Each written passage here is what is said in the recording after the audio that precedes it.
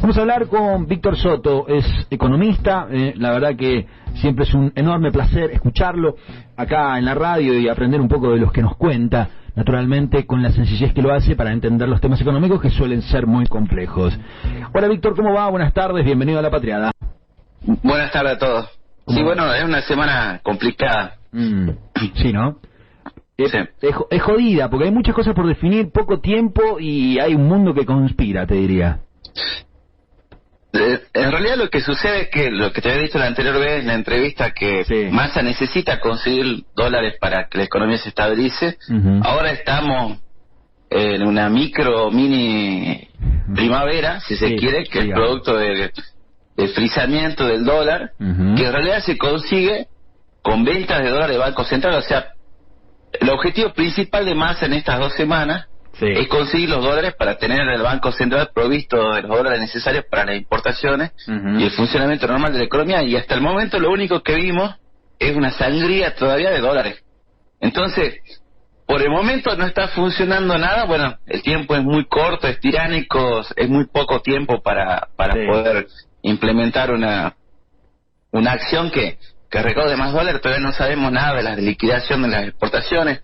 Creo que no hay consenso todavía con eso, por eso es que se están buscando las maneras más rápidas, más aceleradas de poder captar inversiones o captar fondos, préstamos internacionales para poder tener un colchón financiero que te permita llegar a fin de mes. Claro, yo pensaba esto, Víctor, es decir, el kit de la cuestión, el punto de inicio de Sergio Massa es realmente hacerse de esos 5 o 7 mil dólares como para que vayan a reservas y lograr una estabilización en relación a que no se te devalúe más el peso, y a partir de ahí yo supongo que comenzará digamos, la negociación con la gente del campo para que liquiden los dólares y así seguir engrosando.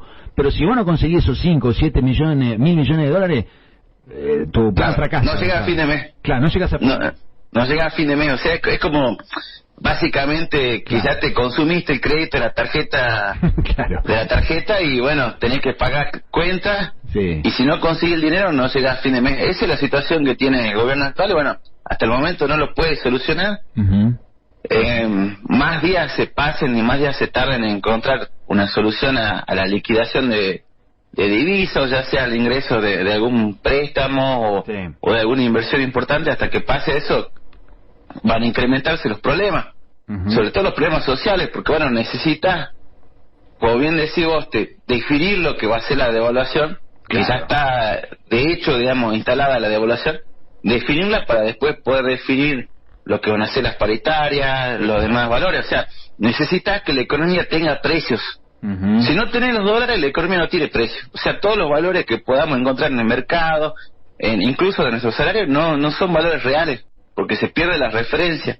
Entonces, el objetivo principal y en los planes justamente conseguir los dólares y fijar el tipo de cambio, estabilizarlo. Ahora solamente lo están estabilizando artificialmente, pero estabilizarlo para que la economía tenga precio. Si no tiene precio la economía, entramos en un problema, porque podemos ir al almacén a querer comprar algo y el almacenero no nos puede decir cuánto cuesta. Ahora, Víctor, ¿sos del team pesimistas o sos del team tengo esperanzas?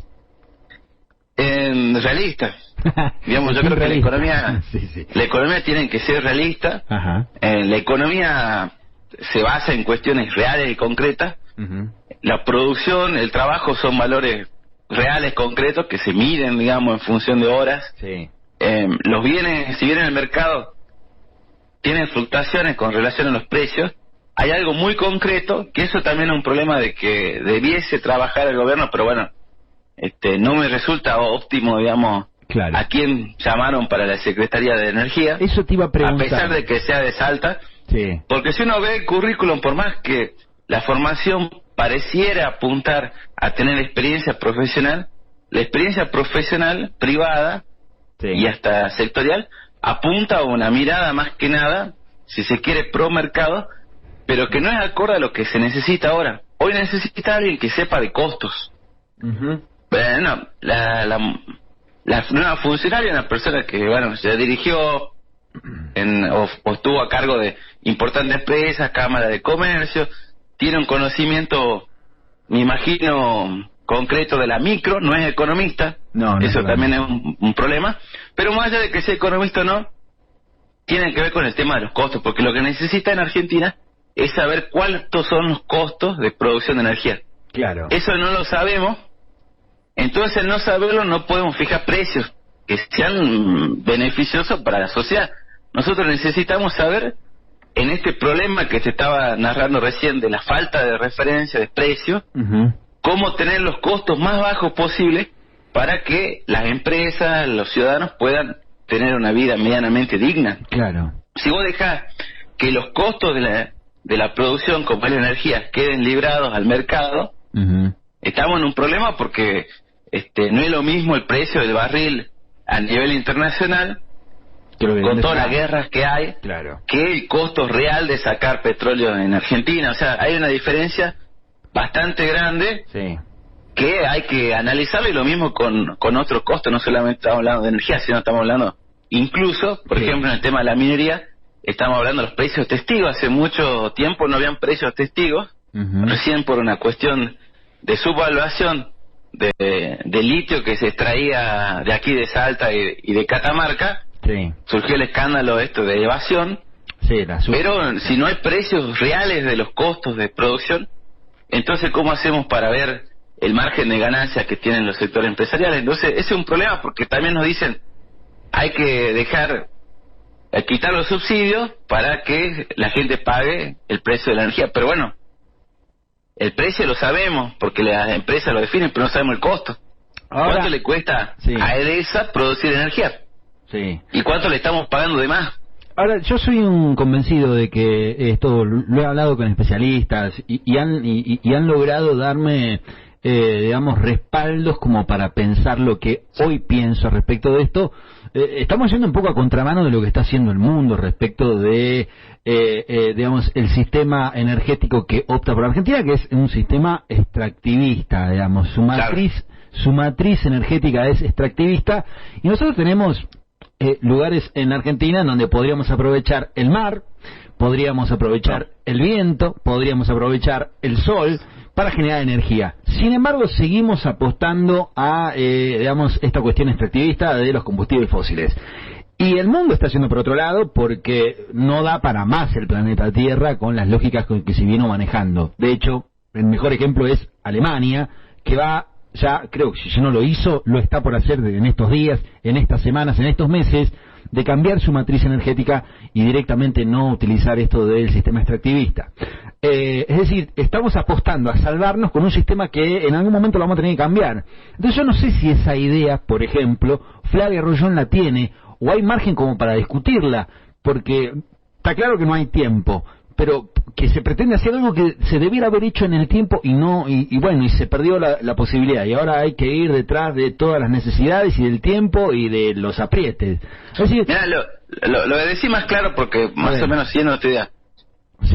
La hoy secretaria, digamos, de Energía, que fue nombrada, es una persona que trabaja amigablemente, por decirlo, traduciéndolo del inglés, con las multinacionales que están dedicadas a la explotación minera.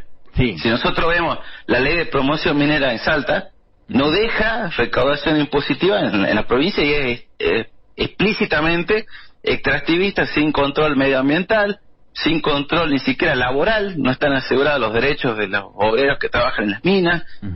Tampoco está controlado el impacto de agua. Una producción de litio consume, por ejemplo, en el ex salar del hombre, en la ex minera del altiplano que está en el salar del hombre muerto, 5.000 litros de agua por segundo. En un lugar que es árido de por sí. Ya vimos que en el norte el Pilcomayo está contaminado por la extracción minera, que se responsabiliza a Bolivia. Entonces, en Catamarca desapareció un río por la minería. Pero es así, sí, es cierto. Pero entonces, no estamos enfocándonos en una persona que esté pensando desde el Estado el bienestar de los ciudadanos, sino alguien desde el Estado el lobby empresarial. Que es lo que pasa con REMSA, digamos, aquí en Salta, que hace trabajo de lobby empresarial cuando está financiado con nuestro impuesto. Ahora, pero hace Alcoyana con Sergio Massa. Y sí, digamos, porque si nosotros vemos en las medidas, estas medidas que enunció Massa tienen excepciones, el tema de los dólares, etcétera, al sector minero, al sector de la producción agrícola, o sea, los sectores más concentrados. No, el ajuste, digamos, pasa por los sectores medios, de medios ingresos, medio altos y, bueno, los más bajos, pero no afectan de ningún modo a los sectores más concentrados, como decíamos, la minería, la exportación de productos agroindustriales. Sí. Entonces, digamos que forma parte de la lógica que tiene el Fondo Monetario, que tiene el gobierno de Massa, de pasar por un ajuste, pero sin afectar a las multinacionales que están operando acá en el país. Claro. Otro de los desafíos que tiene Sergio Massa es esto que yo decía, de tratar de equilibrar los salarios para que no pierdan contra la inflación y la escalada de precios. Esto, el ejemplo concreto es hablar con los empresarios para que no suba el precio del fideo, y si sube el precio del fideo, que, digamos, diga, bueno, yo tengo que pagarle el sueldo al que me hace el fideo. Entonces, lograr un equilibrio entre los empresarios y las centrales obreras. Es muy difícil eso, porque es como una cosa está atada a la otra, ¿no? Es decir, yo les tengo que subir el sueldo al tipo para que no pierda con la inflación, pero para eso tengo que subir el valor del fideo, para dar el ejemplo. Bueno, hay una frase muy común que dice, bueno, los salarios suben en la escalera y los precios en el ascensor. Sí. Cuando vos arreglás por paritarias con un gremio un valor determinado del incremento del salario, mientras el gremialista va a festejar su casa que consigue un aumento, cuando llega a su casa ya subieron los precios de todos los productos del supermercado. Entonces, por eso es importante conocer los valores reales de la economía, porque una cosa es incremento nominal, es decir, te doy un 20% de aumento, pero bueno, si la inflación es del 30%, ya perdiste el aumento. Entonces, por eso es importante que las variables económicas sean estables, para saber el valor real, no el valor nominal. Y por otro lado, yo creo que aquí el grave error de esta visión, algunos dirán que no, porque bueno, tiene que ver también con cuestiones ideológicas, y también con formaciones de escuelas económicas que tienen la mayoría de los actuales funcionarios del gobierno, que son marginalistas, son, digamos, por decirlo, neoliberales, por decirlo en términos políticos, y entonces ellos creen que el único costo que se puede regular es el costo laboral. Entonces, claro, esta devaluación y estos tipos de ajuste apuntan a reducir los costos laborales. Y no, por ejemplo, los costos que están relacionados a lo que decía anteriormente, el costo de la energía, el costo de los insumos, el costo de los alimentos. Porque, fíjate, si los alimentos estuvieran estables en el tiempo, entonces no estaríamos hablando de la necesidad de recomponer el salario. Claro. Porque hay necesidad de recomponer el salario porque los precios de los alimentos suben. Exacto. El último mes que estaba calculado aumentó en un 10%.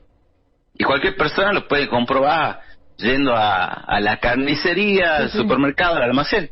Entonces, si el gobierno no se empeña por encontrar un pacto con el sector productor de alimentos para decirle, bueno, está bien, le facilitamos $1 mucho más alto cuando exporten, pero no toquen el precio de los alimentos, no se metan con la mesa de los argentinos, sería otra cosa. Pero si está totalmente desregularizado el tema de los alimentos, no está acordado eso, el acuerdo salarial es hasta casi anecdótico, porque va a ser siempre sobrepasado por la inflación. Aquí lo que se tienen que comprometer para que no suban el precio de las cosas es el sector privado, que produce alimentos, claro, y el Estado, que es el que emite y es el que genera, digamos, el causante de la inflación. Si no sucede ese compromiso, bueno, los precios van a seguir subiendo y no sirve de nada un aumento salarial que después termina siendo desbordado por la inflación. Es más, ni siquiera la suba de tasa de interés, ya que son medidas para el sector financiero, sirven de nada si la inflación está descontrolada. Hay algunos economistas que dicen que a fin de año vamos a tener una inflación de 3 dígitos. Sí, hay algunos que se animan a eso, y el que no, hoy ya proyecta 90%, que no está muy lejos entonces. Entre 90 y 150, 200, ya cuando llegamos a esos niveles, estamos hablando de espiral inflacionaria, ya no hay mucha diferencia, claro, porque ya se pierden los precios de referencia y bueno, ya es una cuestión matemática ver cuánto se pierde, ¿no? Porque ya cuando hablamos más de un 100%, estamos hablando de una hiperinflación y ya estamos hablando de que tu salario vale la mitad de lo que valía antes. O sea, en esos términos estamos hablando, y bueno, estamos hablando de una catástrofe económica. Totalmente. Entonces, si no se ponen las cosas en orden, no se conocen los costos de la producción de bienes determinados, y se arregla, digamos, porque no es que le impone unos precios al sector la economía, sino decir, bueno, mantengan los precios, yo le doy un margen de rentabilidad con determinado tipo de dólar, eso se estudia, se calcula, y decir, bueno, vendan a $1 a 200, supongamos, exporten, bueno, tienen las retenciones, etcétera, pero no me suban los precios. Entonces ya de esa manera ya se hace más fácil trabajar sobre el salario, sobre los acuerdos, porque bueno, no estás tocando el precio de la comida, que es el factor importante. Lo mismo con el combustible. Si no sabes los costos reales del combustible y la energía, entonces no sirve quitar el subsidio y dejar que una empresa que es monopolio ponga el precio que se le ocurra. Porque obviamente si es monopolio y pone el precio que se le ocurra, y que no paga se queda sin luz. Entonces, para eso los monopolios tienen que ser transparentes con los costos. En cualquier lugar del mundo, un monopolio te dice cuánto le cuesta producir, el Estado le da el margen de ganancia que se negocia, pero no puede poner el precio que se le ocurre. No puede abusar de justamente esa concentración de recursos, porque digamos, terminaría afectando a toda la sociedad. Entonces, yo creo que ahí hay un problema grave del enfoque. Si uno quiere hacer una política de precios que sea más o menos amigable con el mercado, bueno, vamos a tener más pobres. Si quiere hacer una política de costos, donde sepamos que hay un ajuste que lo vamos a tener que pagar todos, pero al menos teniendo un horizonte de mediano y largo plazo que donde haya rentabilidad, donde se asegure de que el salario no va perdiendo poder adquisitivo, entonces al menos habría un poco más de calma. Pero creo que aquí se elige el ajuste clásico, al estilo que ya vimos en el 2000, al estilo que vimos también en los 80. Entonces ya sabemos cómo terminan esos planes. No hace falta hacer, por eso que digo, soy realista. Ya lo vimos, digamos, ya lo vimos en el 89, en el 2000, 2001, cómo terminan los planes de ajuste. Terminan mal. Sí, así es. Víctor, te vamos a agradecer este contacto, la verdad que siempre es un placer tenerte aquí, te mandamos un abrazo fuerte. Un abrazo a ustedes. Gracias, ahí está, en la palabra de Víctor Soto, economista. FM La Patriada Salta, estamos donde estás.